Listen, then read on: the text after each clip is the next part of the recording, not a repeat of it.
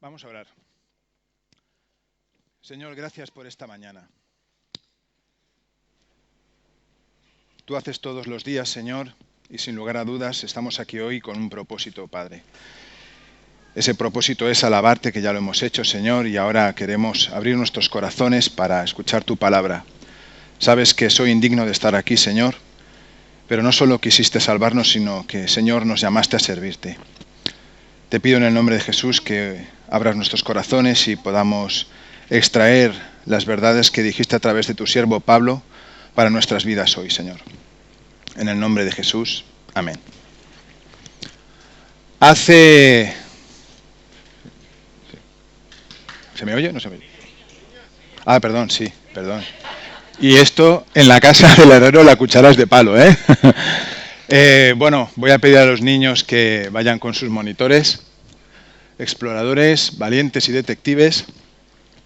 Los monitores de valientes están en aquel, ¿veis? A Chisco y a Noemi y a Jennifer. Allí tenéis a Bielka, los detectives, por favor. Y los exploradores saldrán por esta puerta.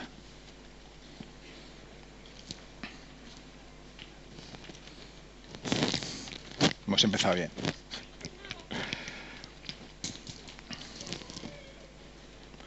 Como decía, hace mucho tiempo, en otro siglo, y en otra galaxia muy lejana llamada Murillo 8, estábamos en un culto de oración, un jueves, los jóvenes solíamos ponernos en primera fila en aquella época, y estaba el pastor Panete dirigiendo el culto, y en un momento dado abrió la Biblia y empezó a leer Primera de Corintios 13. Fue leyendo versículo a versículo, uno por uno, con esa voz poderosa y pausada que él tiene. Y cuando terminó, sonriendo, miró a los jóvenes que tenía en la primera fila, voy a decir nombres falsos, ¿vale? Que nadie crea que me refiero a alguien, y le dijo a uno, por ejemplo, Pepito, ¿qué capítulo de la Biblia acabo de leer?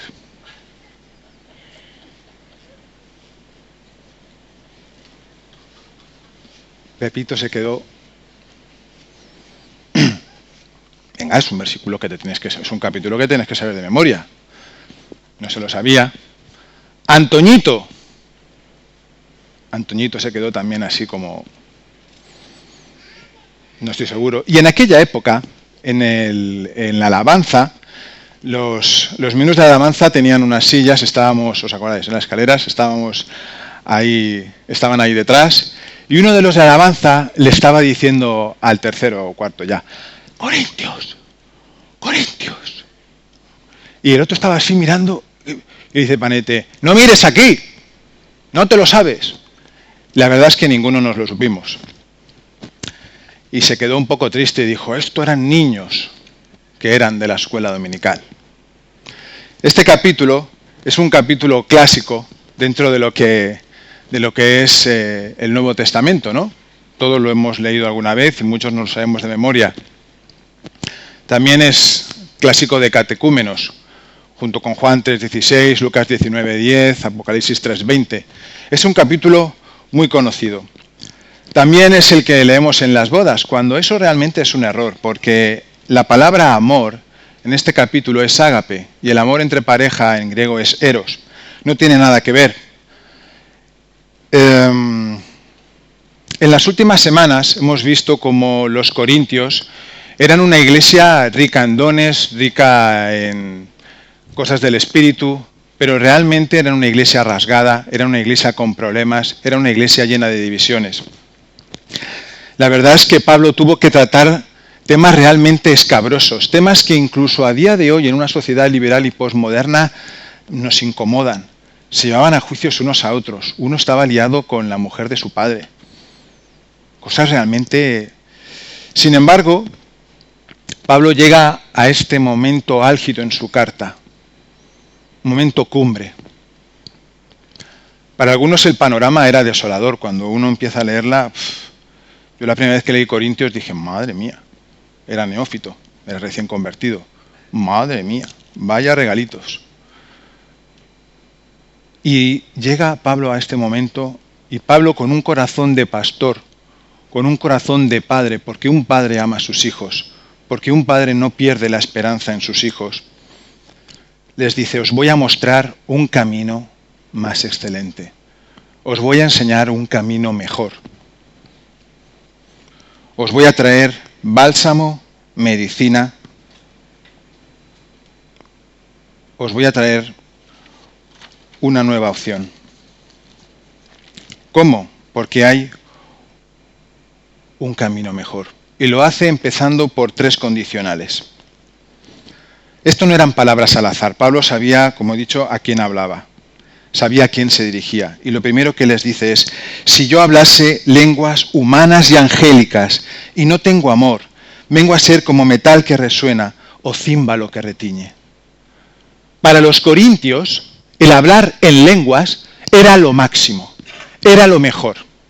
Uno podía experimentar la manifestación de cualquier don del Espíritu en aquella iglesia, pero si no tenías las lenguas, si no practicabas la glosolalia, te faltaba algo.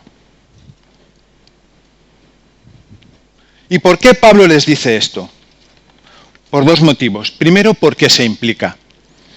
Él no les dice, si hablaseis en lenguas humanas angélicas y no tenéis amor, pues sois como címbalo que resuena, sois como metal que resuena o címbalo que retiñe. No les dice, si hablaseis, les dice, si yo hablase, porque se implica. Y en segundo lugar, lo hace porque él sí hablaba en lenguas. Y no solo hablaba en lenguas más que todos ellos. Vamos a leer en 1 Corintios 14, 18, 19. Doy gracias a Dios que hablo en lenguas más que todos vosotros. Pero en la iglesia prefiero hablar 5 palabras con mi entendimiento para enseñar también a otros que 10.000 palabras en lengua desconocida.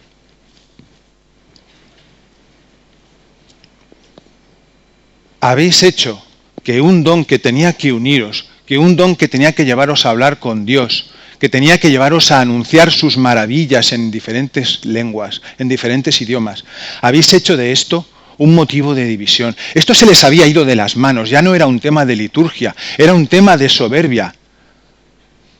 ¿Hablas lenguas? Bien, ¿no hablas lenguas? Nada. Se les había ido de las manos, no tenían un orden ya. ¿Qué le dice Pablo? Sois ruidosos, sois bum, bum, bum, ruido, ruido, ruido, pero nada.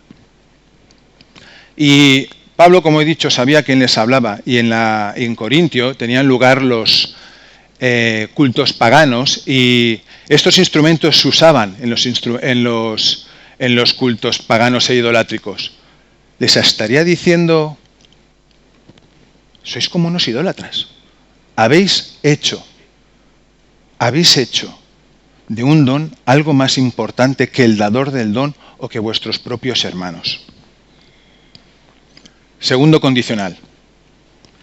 Y si tuviese profecía y entendiese todos los misterios y toda ciencia y tuviese toda la fe de manera que trasladase los montes y no tengo amor, nada soy.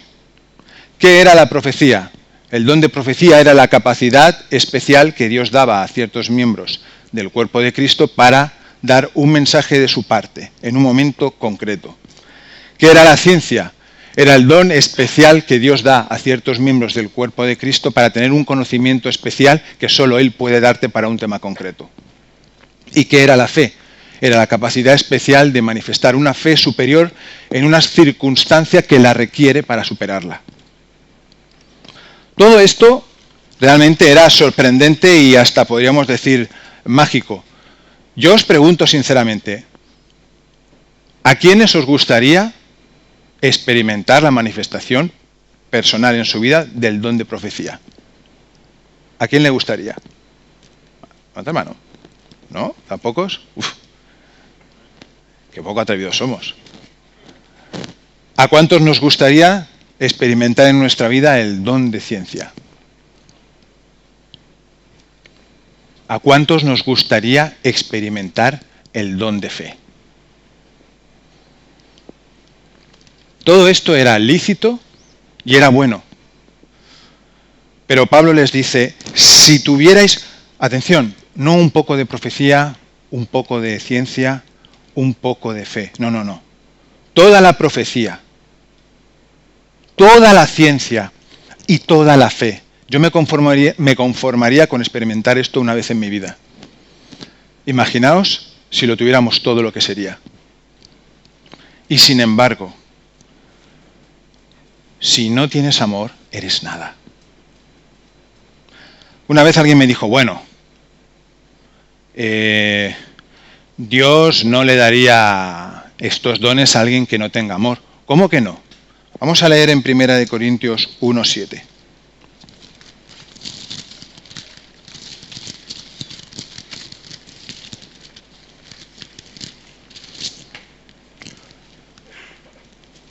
En el inicio de su carta, lo leímos el otro día.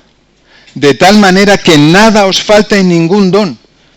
Nada os falta en ningún don, esperando la manifestación de nuestro Señor Jesucristo. Los corintios tenían todas las manifestaciones del Espíritu. ¿Vivían el Espíritu? No. Porque es muy posible, es un hecho, está contrastado, experimentar una manifestación del Espíritu sobrenatural y no tener amor.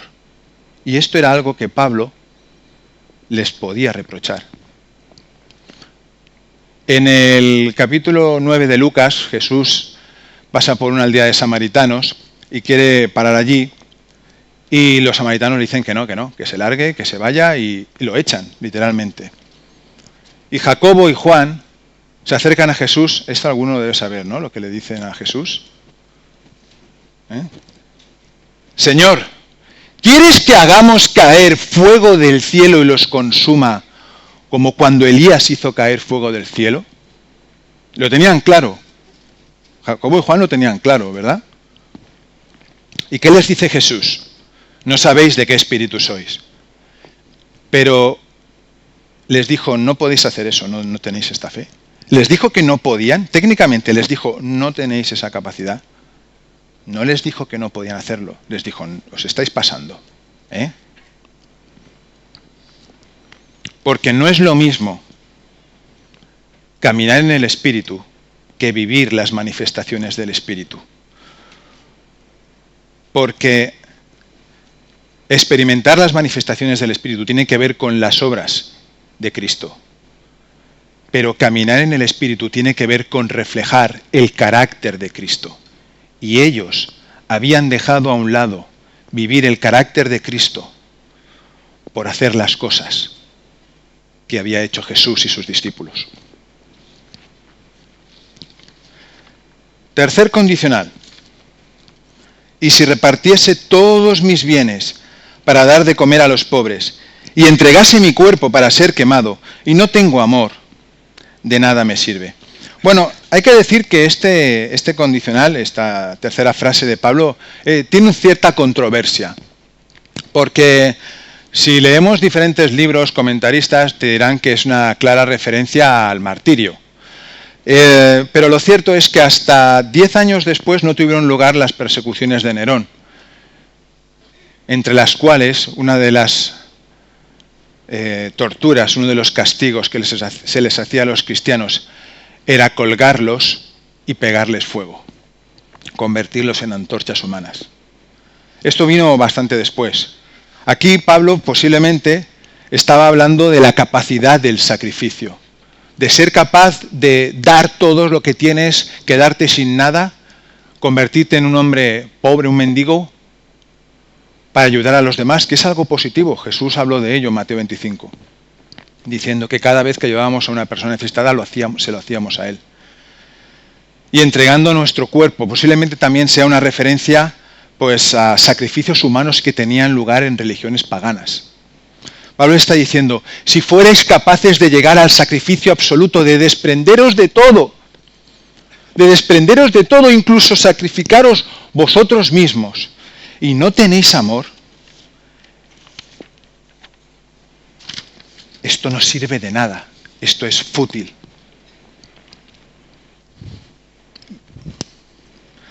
A continuación, después de estos 3 condicionales, Pablo pasó a describir el amor.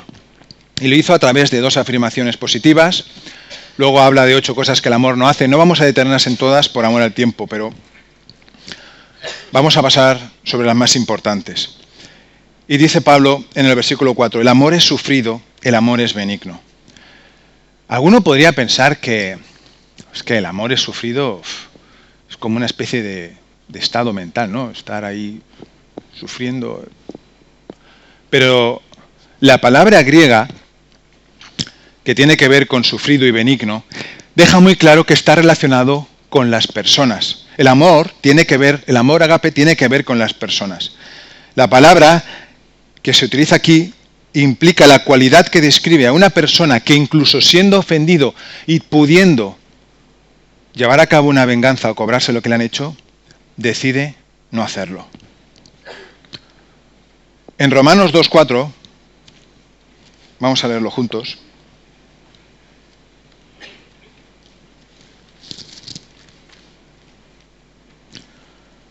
Escribió Pablo, o menosprecias las riquezas de su benignidad, paciencia y longanimidad, ignorando que su benignidad te guía al arrepentimiento. Tanto antes de ser cristiano como después de ser cristiano, ¿cuántos han hecho tonterías? Tonterías de estas de que dirías, si Dios me lo tomara todo en cuenta, me habría quitado la salvación, ¿o no? ¿Cuántas tonterías hemos hecho? Incluso creyendo a veces que agradábamos a Dios o que a Dios le gustaban. ¿Cuántas veces no lo hemos hecho? Nos equivocábamos. Abusábamos de su amor. Hay quien dice, es que de la gracia se abusa. ¿Quién cree que se abusa de la gracia? A ver. Si no, no sería gracia. Todos hemos abusado de la gracia, porque desde el mismo momento en el que nos salvamos fue un abuso de la gracia, porque Dios no tenía por qué salvarnos. Y aún así, después, incluso en nuestras vidas cristianas, habiendo hecho gravísimas cosas, Dios ha tenido misericordia de nosotros, porque Dios es benigno. Y cuando Pablo nos dice que el amor es benigno y que debemos amar con benignidad, ¿qué nos está diciendo? Nos está diciendo que tenemos que ser como es Dios. Amén.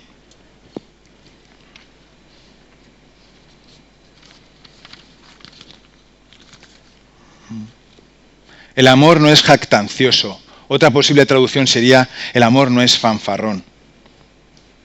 La palabra tiene que ver con una persona egocéntrica que fuerza las cosas, que fuerza a las personas para que hagan lo que yo hago. Si yo amo como Dios quiere que ame, yo no voy a manipular las situaciones y las circunstancias para que los demás hagan lo que yo quiero que hagan.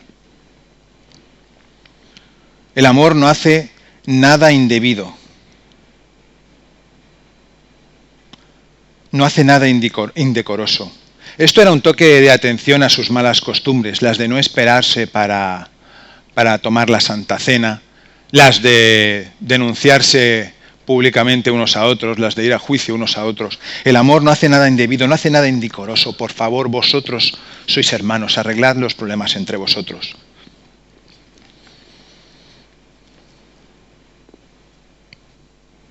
El amor no es egoísta, y decía William Barclay en su traducción del Nuevo Testamento, y me gusta mucho esta palabra, el amor no se pavonea de su propia importancia.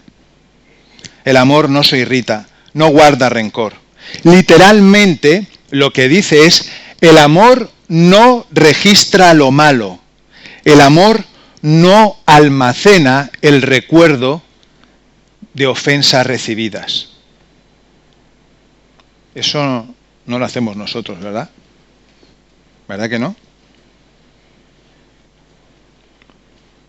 Yo soy el primero que lo ha hecho. Cuando alguien me ha ofendido,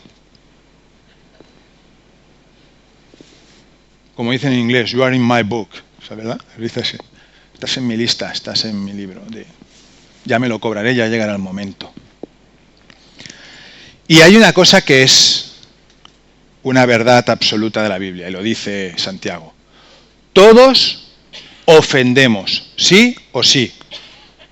Todos ofendemos, sí o sí. y todos somos ofendidos. Esto es una carrera cíclica. Hay momentos en nuestra vida, y habrá momentos en los que ofendemos, y hay momentos en los que somos ofendidos. De eso tratan muchas de las cartas, de las ofensas los unos con los otros. Ahora, hay una diferencia muchas veces. Hay una diferencia muy clara. Y es que, no sé si estaréis de acuerdo conmigo, cuando ofendo yo, es que yo no tenía esa intención. Es que se lo ha tomado muy mal. Es que a veces se pasa. Yo no tenía tan mala intención. ¿Sí o no? Pero cuando me lo hacen a mí, lo ha hecho con alevosía, con premeditación, con mala intención, me ha querido hacer daño. ¿Sí o no? Somos suaves con nosotros mismos y somos duros con los demás. ¿Sabéis quiénes eran suaves consigo mismos, pero eran duros con los demás? ¿Quiénes eran? Los fariseos. Los fariseos eran muy blandos con ellos, pero con los demás, amigo, no dejaban títere con cabeza. Y lamentablemente, y ya hablo por mí el primero, a veces somos así. Blando conmigo, duro con los demás. A mí cuando me han ofendido, iban a por mí. Cuando muy probablemente hay personas que nos han ofendido, no se han dado cuenta que nos han ofendido y muy probablemente ni lo saben. Es bíblico, nos lo enseña la palabra y lo hemos hablado muchas veces desde el púlpito, que lo bíblico es ir a arreglar una ofensa si tu hermano te ha ofendido. Pero con todo pudiera ser que tu hermano no reconociera la ofensa. ¿Qué nos dice 2 de Corintios 5:19?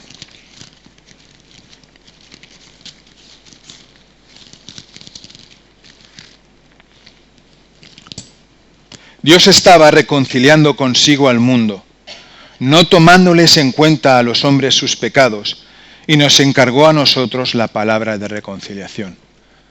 Hermanos, hay veces que no vamos a conseguir que se disculpen, no vamos a conseguir el perdón, pero no es ser como Jesús, tomar la iniciativa de perdonar.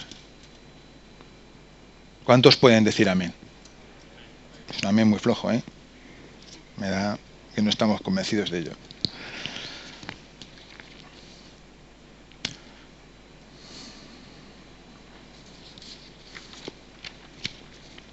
El amor todo lo sufre. No hay nada que el amor no pueda enfrentar. Cuando amamos, podemos enfrentar cualquier cosa. Puede que tomáramos la decisión de seguir a Jesús de forma inminente o puede que durante años resistiéramos a Jesús. Pero el amor de Jesús fue siempre el mismo. Él no se rindió con nosotros. Dios no se rinde con nosotros. Él aún tiene una obra que hacer. Y a veces Dios nos sufre. Todo lo cree. Todo lo cree significa que confía ilimitadamente. Todo lo espera. Optimismo y esperanza es una cualidad del amor. Esperar de alguien lo mejor. Bueno, hoy no lo ha conseguido. Mañana lo volverá a intentar. Sigo creyendo en ti. Sigo confiando en ti. Eso es el amor de Dios con nosotros. Ese es el amor de Jesús en nuestras vidas. Y ese es el amor que nosotros tenemos que vivir. Todo lo soporta. Y esto es una palabra griega que se pronuncia hipomenein, que tiene un significado muy profundo. Y tiene que ver con el hecho de estar en circunstancias difíciles, en circunstancias adversas, en una situación nada halagüeña, nada fácil, todo contra ti. Y aún así, ser capaz de conquistar esa situación y transformarla en victoria, porque eso es lo que hace el amor de Dios. Podríamos pensar que Pablo, y lo he visto en algunas veces, nos pone en una disyuntiva, ¿no? Os muestro un camino más excelente, y habla del amor, como diciendo, vamos a dejar lo otro. Dices, amor o dones. No es así. Lo que Pablo nos está diciendo es que todas estas manifestaciones del Espíritu, que un día caducarán, que un día van a terminar, deben tener un lugar, un marco, un camino de amor, que es algo que no va a caducar, es algo eterno. Todo aquello que hacemos en la iglesia, todo don que se manifiesta, si no se manifiesta en amor, si no se hace en un marco, en un camino de amor, es inútil. No sirve de nada predicar si no lo haces con amor. No sirve de nada traducir como está haciendo nuestra hermana Ana si no lo hace con amor. No sirve de nada todo lo que hacen nuestros sugieres, nuestros ancianos, si no lo hacen con amor. El amor ágape indica una acción inherente. En el Evangelio de Jesús, el amor no es un sentimiento, el amor es una acción. Jesús ama al leproso y le toca porque se identifica con él. Jesús ama a la samaritana y se queda allí con sus discípulos. Jesús ama al centurión y a su siervo y va con ellos. En el Evangelio de Jesús, amor es acción. De tal manera amó Dios al mundo que ha dado a su Hijo unigénito. De tal manera amó Dios al mundo que se quedó flotando en su nube, en su trono santo, escuchando alabanzas de los ángeles, mientras miraba al mundo que nos perdíamos, pero nos amaba. No. De tal manera amó Dios al mundo que dio a su Hijo. En el Evangelio de Jesús, y si solo te puedes llevar una frase de aquí hoy, es: en el Evangelio de Jesús, el amor no es un sentimiento, el amor es una acción. Y si no hay acción, no hay amor. Lo que hay no lo sé, te lo puedes inventar.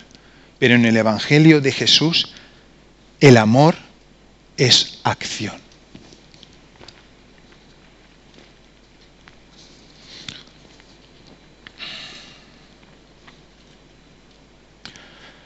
Sus dones, sus manifestaciones del Espíritu le habían llevado a la arrogancia, a la división y a ser una comunidad que había perdido de vista la meta. Si hubieran desde el principio seguido este camino, nos habríamos ahorrado, o Pablo se habría ahorrado casi toda la carta. Si desde el principio todo lo que hacían lo hubieran hecho teniendo en cuenta el principio del amor de Jesús, todo esto no habría ocurrido. Por eso Pablo habla a sus hijos espirituales y les trae una solución. Puede que llegue más tarde de lo que debía, pero la solución llega. Y la solución en todo conflicto, en toda situación, en todo ministerio, va a ser el amor.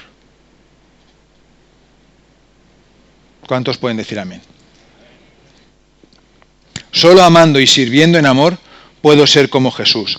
Puedo agradar a Dios y puedo ayudar a mi hermano. Tengo 28 años en el Evangelio. Y os voy a decir una cosa. He escuchado a grandes predicadores, he visto a grandes siervos, pero las personas que realmente me han impactado en mi vida han sido las personas que aman.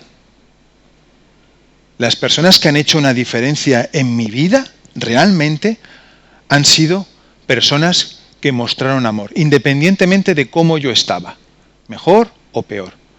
La diferencia la marcaron las personas que aman. Y en la iglesia he visto situaciones muy desagradables, pero quien me ha impactado han sido las personas que han amado como amaba Jesús, con paciencia, con amor. Ya se solucionará, ya se verá. Lo tuyo es amar.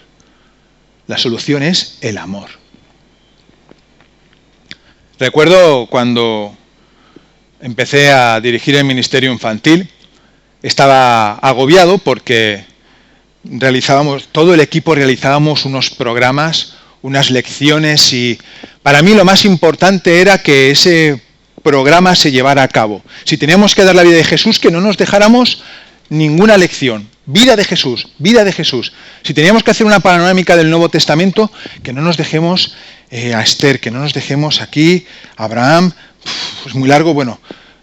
Y os aseguro que reunirme con Miguel, con Pau, con Francisco, tener la reunión del presbiterio y pensar que no habíamos acabado el programa, me amargaba pensando que me podían echar en cara que, oye, que los niños no han visto toda la Biblia, Víctor Hugo.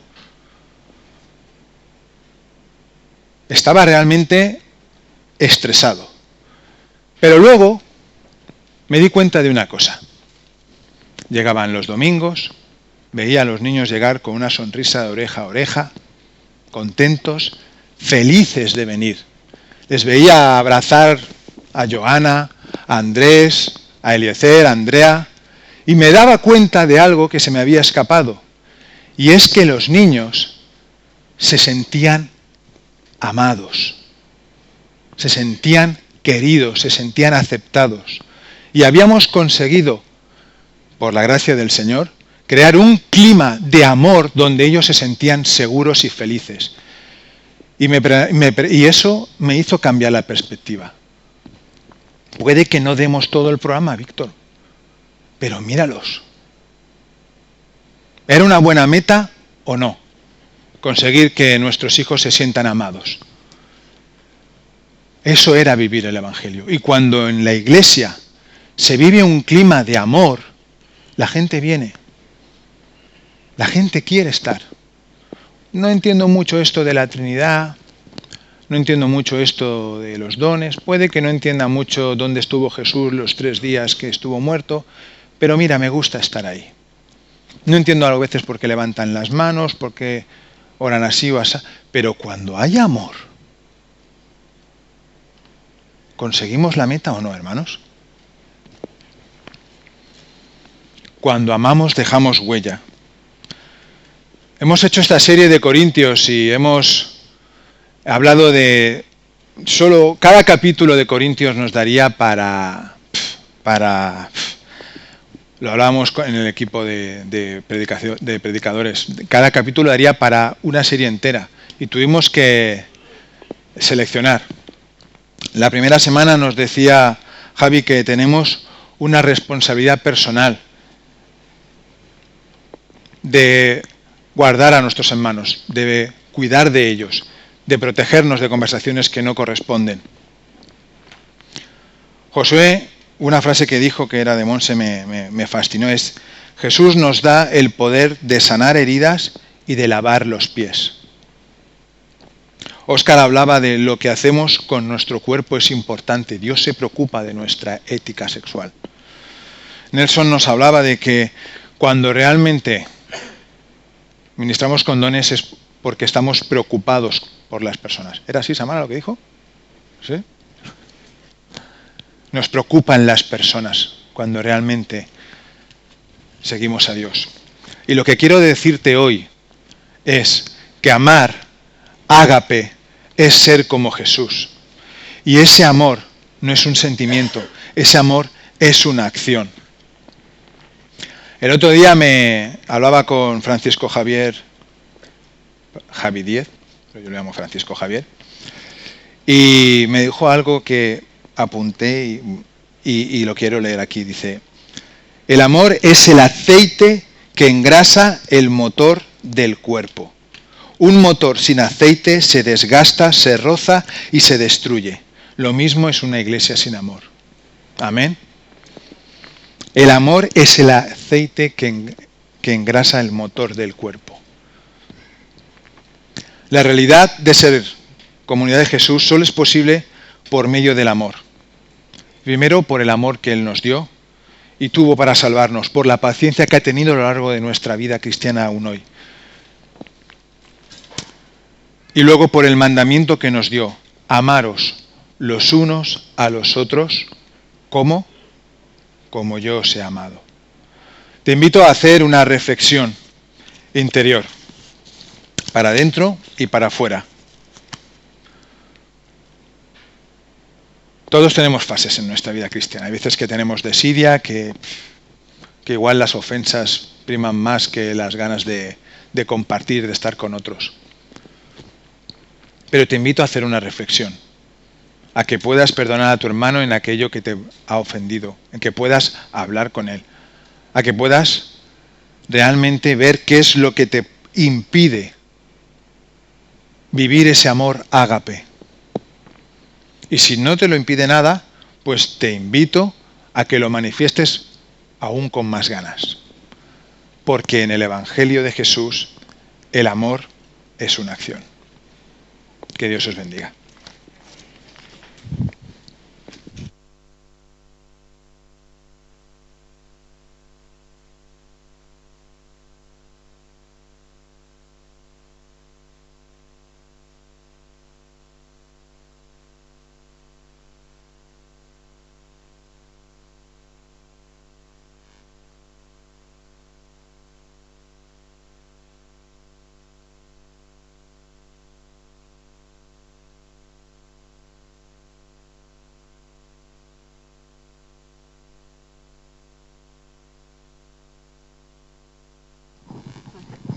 ¿Sí?